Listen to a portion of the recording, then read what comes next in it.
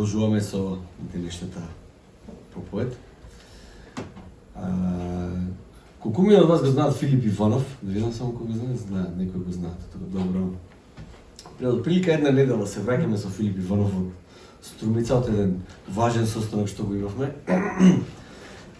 И на тој важен состанок, уствари, ние пасторите на Евангелска црква во Македонија биравме наш председател и овој новиот председател на нашето движење е повторно тој што беше Петр Петров од Штип, од Евангелска црква, така да еве тој исходот од минато неделниот состанок што го имавме во Струмица.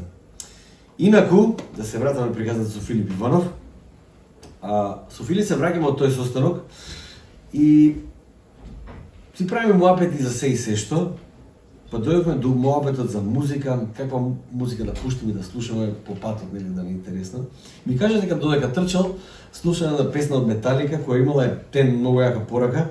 Изборавме за, ја пуштивме песната, ја слушавме убаво и дискутиравме за теологијата на песната од Металика, која беше навистина одлично. И си продолжи Металика се свири у позадина, знаете ова на iTunes Music, која ќе пуштиш едно и после таа група ти дава и други песни, и така се слушаме Металика. Избориме колку што може се збори со метал музика у позадина, со дисторзија и све живо. И наред беше овој песната, после неколку песни дојде песната Unforgiven. Ако сте слушале Металика, ќе знаете за која песна станува спор. И таа песна ми привлече доста внимание на мене, Unforgiven. Изборевме за теологијата на Unforgiven песната што е. И знаеме дека има 3 варијанти од таа песна, на 3 албуми имаат 3 варијанти, тоест 3 песни со Unforgiven. Насловот во првата верзија на некој начин пејачот кажува јас не ви простувам, you're unforgiven. Втората верзија е мене не ми е простено, а третата верзија, пораката на третата верзија е јас не можам да си простам. Значи интересно, така правевме такви муабети, беше многу интересно. Во целата таа галама нормално тешко беше да се прави лесен муабет, но интересно е тоа што втората верзија на Unforgiven, а ти што сте музичари можеби ќе знаете зашто стана збор. Втората верзија завршува со пикардиска терца. А тоа е интересна работа затоа што песната е молска, така тажна песна, оно, а завршува со пикардиска терца, тоа е дурска терца, радосно завршува. И тоа на некој начин ми покаже дека иако писателот на таа песна кажува за непростување, покажува за тешкотијата на непростениот живот, на непростувањето, каков товар носи, сепак со крајот на таа пикардиска терца во дур, покажува дека има некаква надеж, има некој зрак, светлина која може би продира низ тие темни облаци, за некакво простување, за некакво ослободување. Копнеш за простување. Имаше гледав едно видео за еден христијан, заборавив веќе кој беше.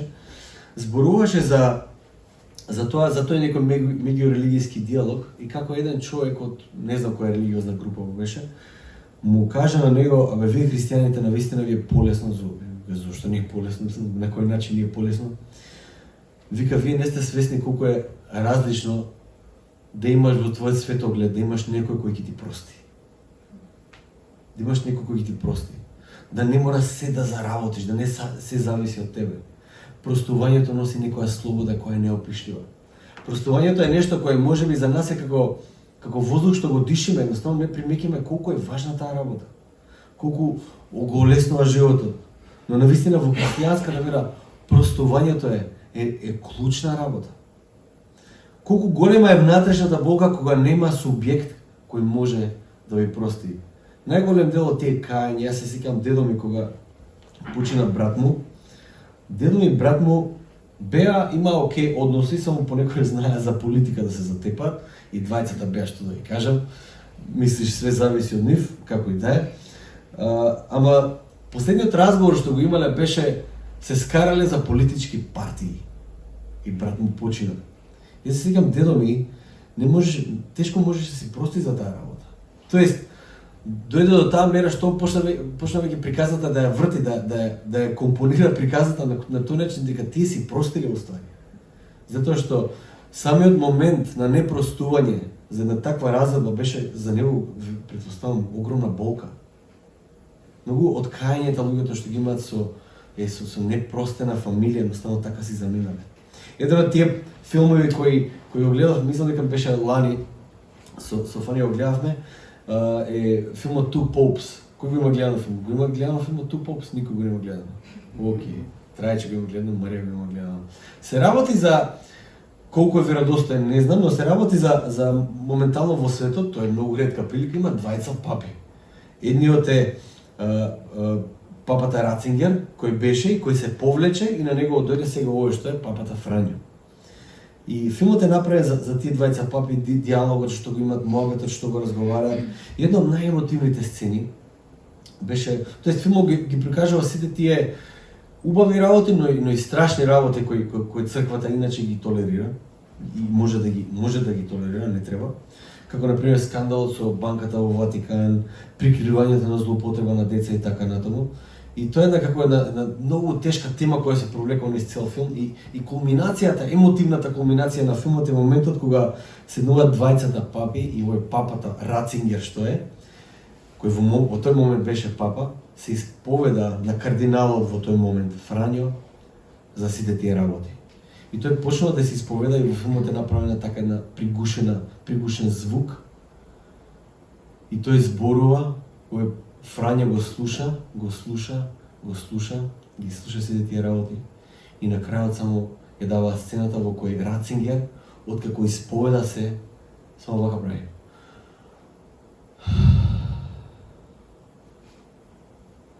Како прв пат во животот да вдишува вистински воздух. Непростувањето е такво.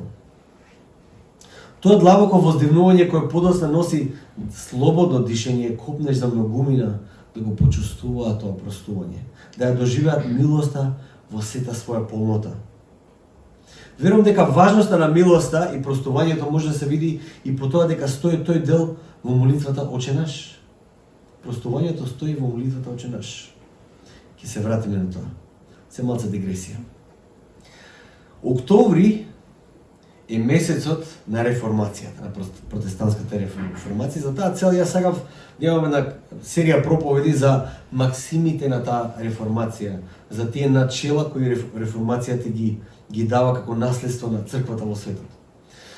Протестантската реформација е историски момент кога дел од црквата во најголем дел кулминира во 16 век.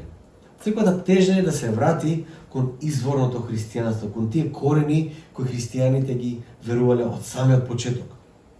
Суштинските нешта на христијанската вера кои можеби сме ги заборавиле, сме ги оставиле по страна, ние луѓето забораваме, знаете. Сме ги покриле со нешто и така натаму. Поентава, иницијативата на протестантските реформатори била да се реформира црквата, не да се отпочне нова. Секако тоа не завршило онака како што тие се надевале. След тоа движење на реформацијата може да се сведе на познатите 5 сола. 5 сола на реформацијата и тие се сола фиде, сола скриптура, тоа се латински се правам фрајер дека знам, устари не знам, ти ги научив напамет. Сола фиде, сола скриптура, солус Христос, сола грација и нешто подоцна било додадено соли део глорија. Преведено на македонски тоа звучи вака: само преку вера, само врз темелот на писмото, само во Христос, само по милост, само на Господ му припаѓа славата. Денес сакам да зборувам за сола грација, само по милост. Во 1505 година, кога Мартин Лутер, реформаторот, најпознатиот реформатор, се замонашил, тој бил монах иначе, со голем немир гледал на прашањето на Божјата правда. Кога ќе се спомнела Божјата правда, Мартин Лутер се тресал. Не знал како тоа да го процесира. Му било многу страв. Од судниот ден, од пеколот, од се што треба да направи за да стигне таму, вика, ова е mission impossible, невозможна мисија. Тој имал потешкотија да го гледа Бог како милостив Бог. Многу тешко се гледа милостивиот Бог ако цело време гледаш на судниот ден и на сите тие грозни нешта. И почнал темелно да го студира писмото, Библијата да ја студира. Тој во писмото открива милостив Бог кој не создава милост преку активно спроведување на казна. Милоста Божја не се темели врз активното спроведување на казната Божја, као полицаец, туку преку пасивно подавање на благодат и милост, сола грација, ќе ви кажеме како.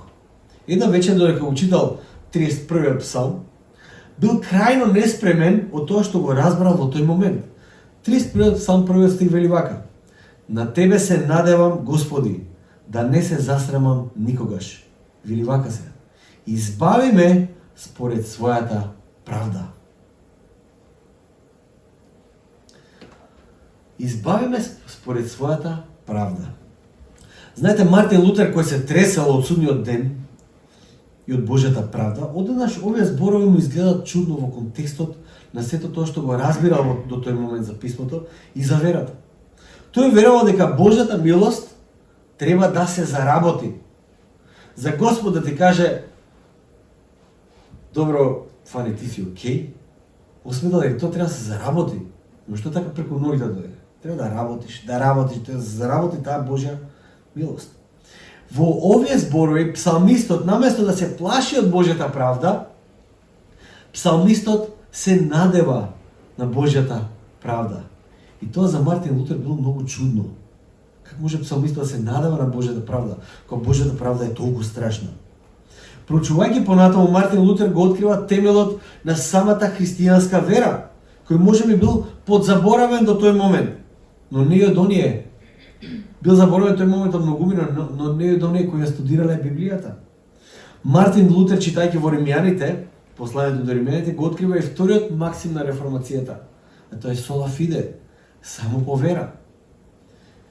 Римјаните 10:18 вели вака: Зашто во него се открива Божјата правда од вера во вера, како што е напишано: Праведникот ќе живее од верата. Тука ќе овиме зборот праведен, праведност, праведникот е поврзан со зборот вера. Не е со заслуга, не е со работа, туку со вера. Еден од оние кои Мартин Лутер често го цитирал во своите пишувања, Мартин Лутер напишал многу, искрено да ви кажам. Ако одите во библиотека и ги видите неговите дела, јас мислам дека цел живот не можам тоа да го прочитам, а камо ли да го напишам. Не знам што правиле тие луѓе, но биле многу посветени на тоа што го работеле.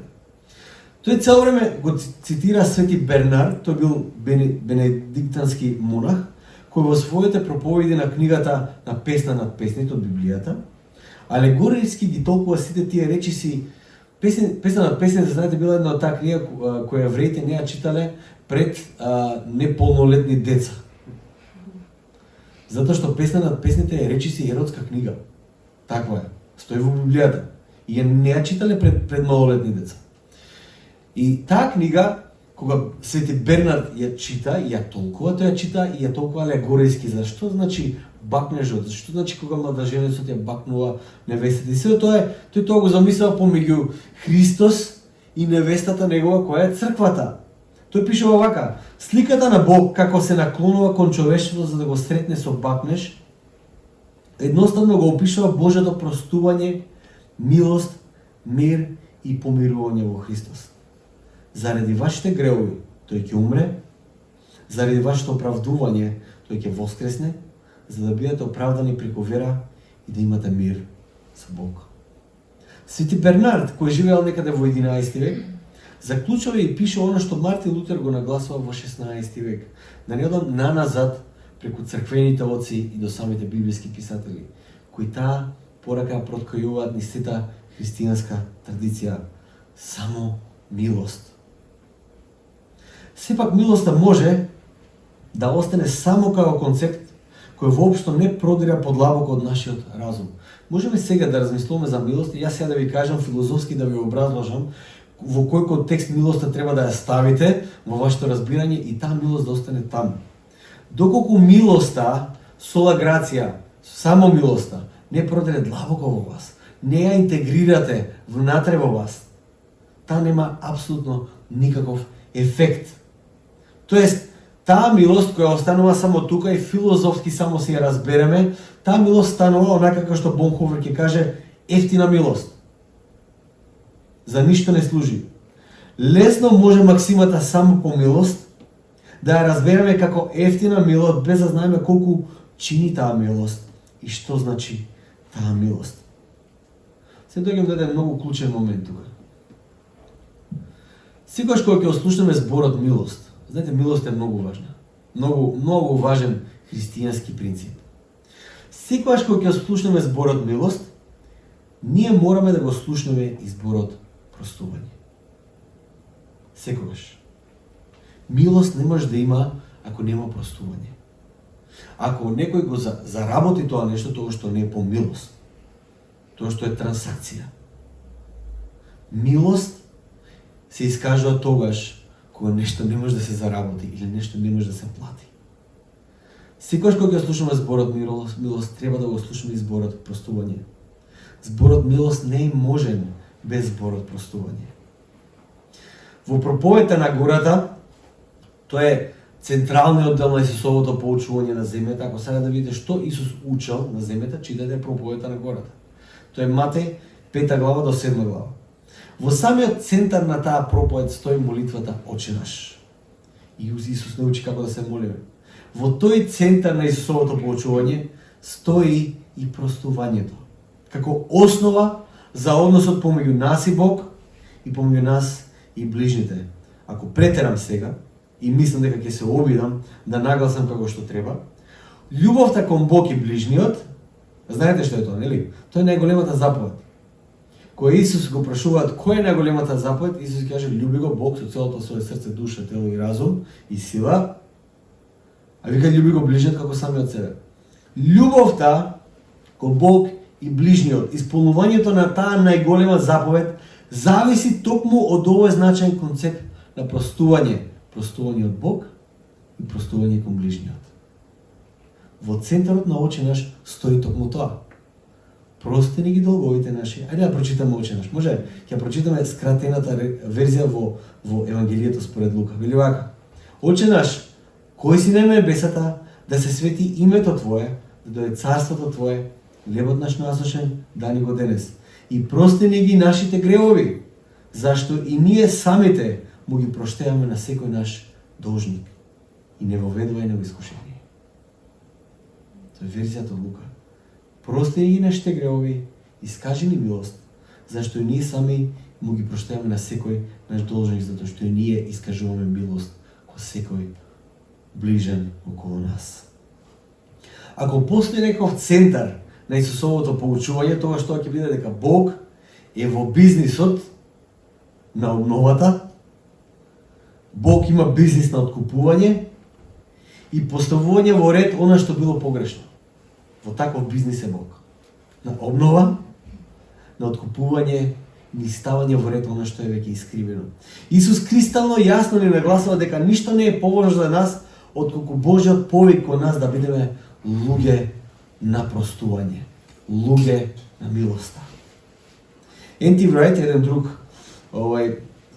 теолог, ќе каже во својата книга за Оче наш, пише едно мало книжче за Оче наш, тој нашето внимание го свртал кон инцидентот кој настанува во Матеј 9 глава, кога Исус на парализираниот човек први му ги простува гревовите за толпата да здиве. Доаѓа парализиран човек пред Исус, Исус му вика, наместо да каже стани и оди, Исус му вика, ти се простуваат гревовите. И толпата, што е ова сега?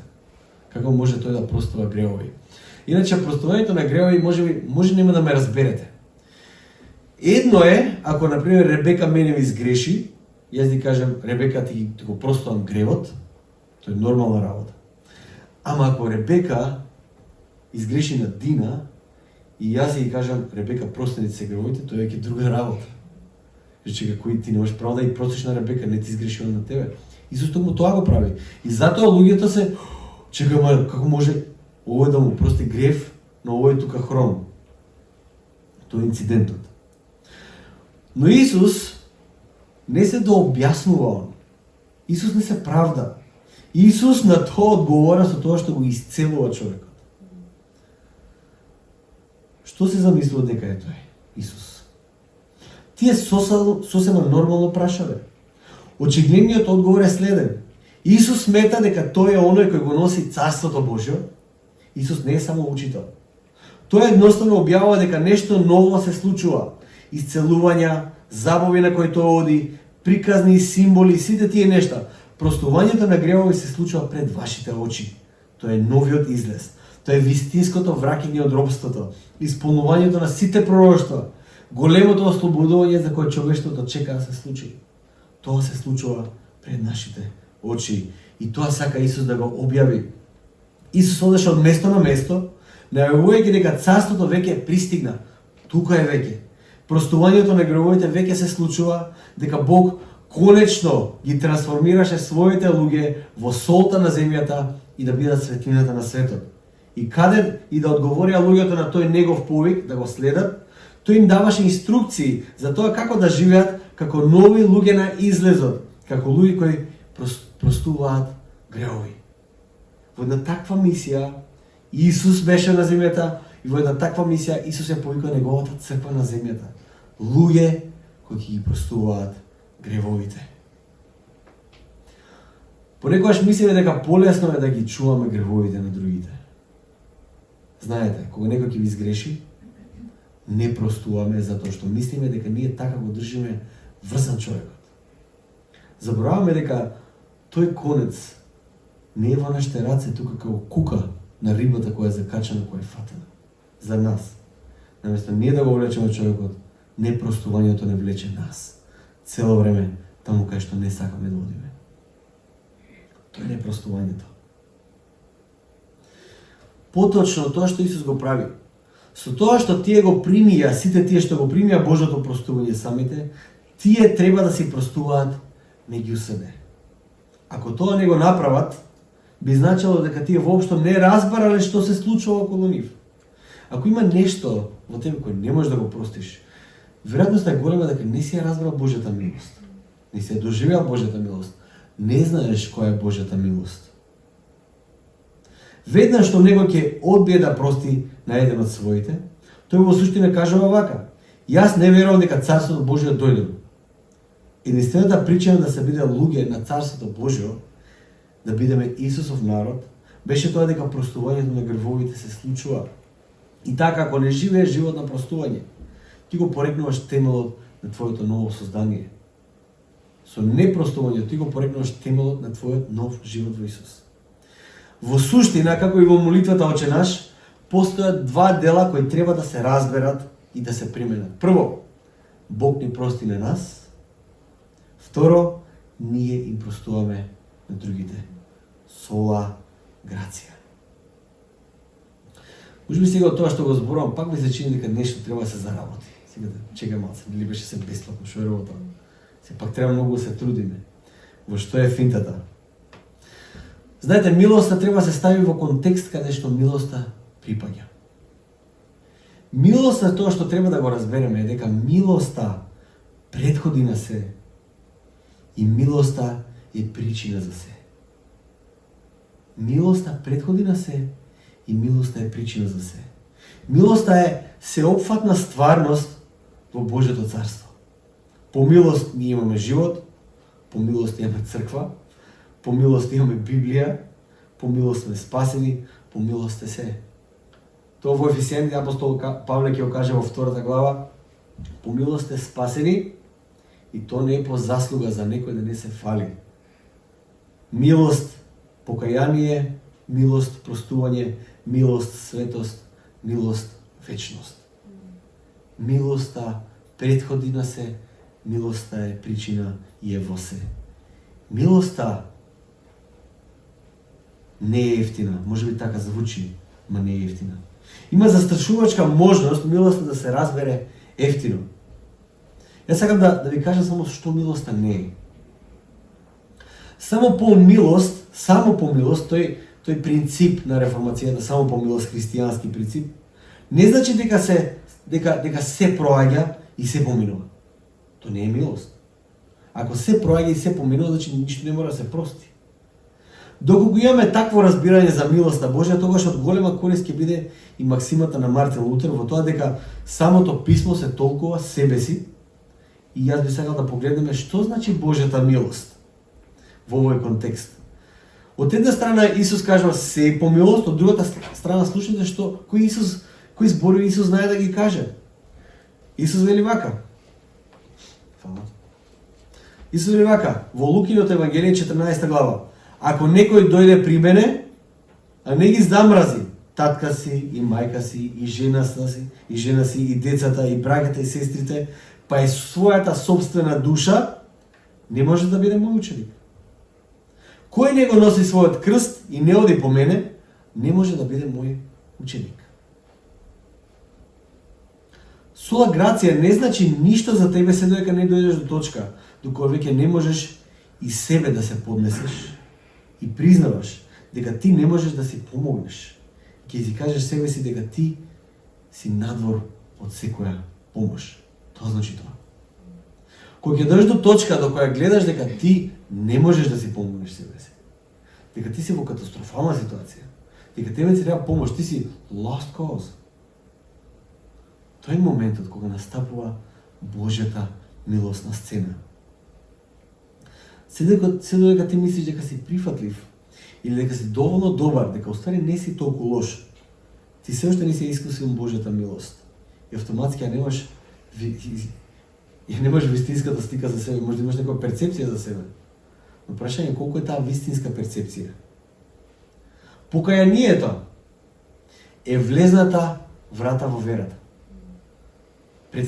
Покајанието е првиот чекор во водот на Исус. Знаете, ако сте огледали Исус филмот, ќе видите еден важен момент во кој апостол Петар, кога Исус го прави тоа чудото со рибите, Петар му вика, оди си, прво Петар се правеше паметен, цела вечер ловевме, нема ништо сега, зашто да ги фрламе мрежите, ајде, ако сакаш, ако се посрамиш, што ти кажам се, ајде, ќе ги фрлиме мрежите. И нормално, Петар во филмот, во приказната Петар ја фрла мрежата, сред бел ден, кога не се лови риба, барем тогаш така не се ловело, и отеднаш мрежата е полна. Излегуваат, не знам устари дали уопште излегуваат, може Петар во бродот тоа го прави. Паѓа на колена и му вика на Исус, бегај од мене затоа што јас сум грешен човек. Во една таква ситуација треба да дојдеме сите ние да видиме во каква состојба сме ние и колку ни е потребна Божјата милост за нас. Покајанието е влезната врата во верата, покајанието стои на прагот на Божјото царство. Се додека не дојдеме до покајанието, ние не сме ја разбрале Божјата милост и не сме ја ние ни доживеале. А јас би сакал да ви кажам што Божјата милост е. Дитрих Бонхофер е човек кој живеел до речиси крајот на Втората светска војна. Тој бил дел од германската црква која не го поддржувал Хитлер и бил на мета на нацистите и на крајот го уапсиле и неколку дена пред Хитлер да се самоубие, него го губиле по нарачка на Хитлер. Тој како човек кој живее со црквата во еден таков тежок период, црквата во тој момент е во криза, во страшна криза. Затоа што дел од црквата го поддржува тоа што Хитлер го прави. Тоа е страшна работа.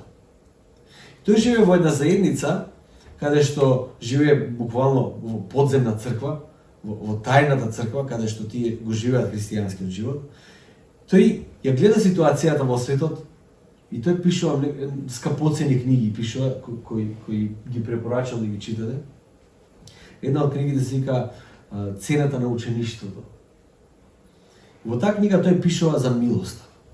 Тој пишува за ефтината милост и за скапата милост. Јас сега ќе прочитам дел од тоа што тој го пишува, кој е многу важно. Тој вели вака: ефтината милост е проповедање за простување без при тоа да се бара покаяние. Крштение без црковна дисциплина. Причест без исповедање. Ослободување без лично покаяние. Ефтина милост е милост без учеништво. Милост без крст. Милост без Исус Христос, жив и утелотворен. Во ефтината милост немате ништо од тоа. Скапата милост е богатство скриено во полето, за чија цел човекот оди и продава се. Тоа е скапоцен бисер, за кој трговец продава се што има за да го купи. Тоа е царско владење на Христос за кое човекот ќе го изади ако треба и своето око, доколку го предизвикува да греши. Тоа е повикот на Исус Христос, за кој повик ученикот ги остава своите мрежи и го следи. Скапата милост е Евангелието кој треба да се проповеда повторно и повторно. Дар кој треба да се бара, врата на која треба да се чука. Таквата милост е скапа, затоа што не повикува на следбеништво. И е благодат, затоа што не повикува да го следиме Исус Христос. Скапа е, затоа што го чини човекот неговиот живот.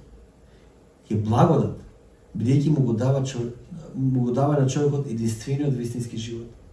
Скапа е, затоа што го осудува гревот. И благодат е, бидејќи го оправдува грешникот. Над се. Скапа е затоа што го кошташе Бог животот на неговиот единствен син. Скапо сте платени.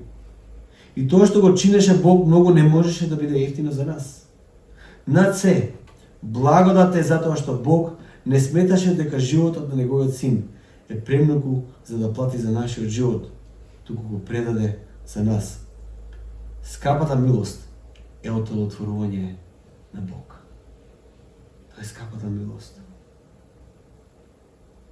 Секогаш кога ќе кажеме само милост, тој принцип на христијанската вера, треба да разбереме дека таа милост не беше ефтина милост. Таа милост не беше милост преку која ние ќе си поминеме свет, дека ќе ни се прогледа преку прсти. Не. Таа милост значеше дека некој тоа го чинеше многу. Таа милост, за да можеме јас и ти да ја прифатиме, слободно преку вера, да не кошта ништо. Од една страна не кошта се што сме, но по благодат добиваме многу повеќе. Таква е таа милост. За крај сакам да прочитам една песна и таа песна ќе биде во вид на молитва. Една од моите омилени песни од Девид Краудер, сека Holy Yours. Таа песна мене ми е честопати како молитва кога заборавам кај сум во верата, кога заборавам од кај сум паднал, кога заборавам од која дупка Господ ме извадил искрено. Оваа песна ме потсетува. Таа песна вели вака: Јас сум исполнет со земјата, а ти си од небесна вредност. Јас сум извалкан од калта, склон на расипништво. Ти си се што е светло и чисто. Ти си антоним од мене. Ти си божественост. Но знакот на милоста е тоа: од распуканата земја цветови никнаа, продираат преку калта. Рефренот вели: ти си свет, свет, свет. Целото небо пее свет Бог. Ти си свет, свет, свет. Јас сакам да бидам свет како тебе. Ти си се што е светло и чисто и ти ме покриваш со својата слава. Вистинскиот знак на милоста е тоа: од ранетите раце откупување протече, слобода за луѓето. Колку повеќе се трудам, толку повеќе разбирам колку голем е нашиот пат и тежината на сето тоа. И тоа може да биде најневеројатната работа. Твојата големина во мене ме прави чист. Слава и алелуја, конечно сум целосно Твој. Сола грација, само милост. Дали нашиот живот го живееме на тој начин, разбирајќи дека скапо сме платени? И тоа е по милост, тоа не е по заслуга. Никој од нас тоа не го заработил. Никој од нас не се трудел за тоа да биде негово. Но милоста, да не забораваме, претходи на се. Но милоста е причина за се. Причина за се што правиме, причина за се што сме, причина за тоа кој сакаме да бидеме, причина за нашата посветеност на Бог, причина за нашата вера, причина за се, за апсолутно се.